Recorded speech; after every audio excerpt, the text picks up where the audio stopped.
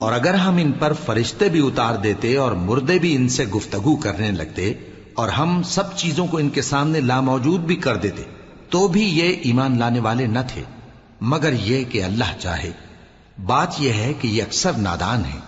اور اسی طرح ہم نے شیطان سیرت انسانوں اور جنوں کو ہر پیغمبر کا دشمن بنا دیا تھا۔ وہ دھوکہ دینے کے لیے ایک دوسرے کے دل میں ملمہ کی ہوئی باتیں ڈالتے رہتے تھے، اور اگر تمہارا پروردگار چاہتا تو وہ ایسا نہ کرتے۔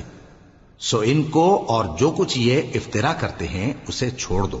اور وہ ایسے کام اس لیے بھی کرتے تھے کہ جو لوگ آخرت پر ایمان نہیں رکھتے ان کے دل ان کی باتوں پر مائل ہوں اور وہ انہیں پسند کریں، اور جو کام وہ کرتے تھے وہی کرنے لگیں۔ کہو کیا میں اللہ کے سوا اور منصف تلاش کروں، حالانکہ اس نے تمہاری طرف صاف مضامین والی کتاب بھیجی ہے، اور جن لوگوں کو ہم نے کتاب یعنی تورات دی ہے وہ جانتے ہیں کہ یہ تمہارے پروردگار کی طرف سے برحق نازل ہوئی ہے۔ سو تم ہرگز شک کرنے والوں میں نہ ہونا، اور تمہارے پروردگار کی باتیں سچائی اور انصاف میں پوری ہیں، اس کی باتوں کو کوئی بدلنے والا نہیں، اور وہ سنتا ہے، جانتا ہے۔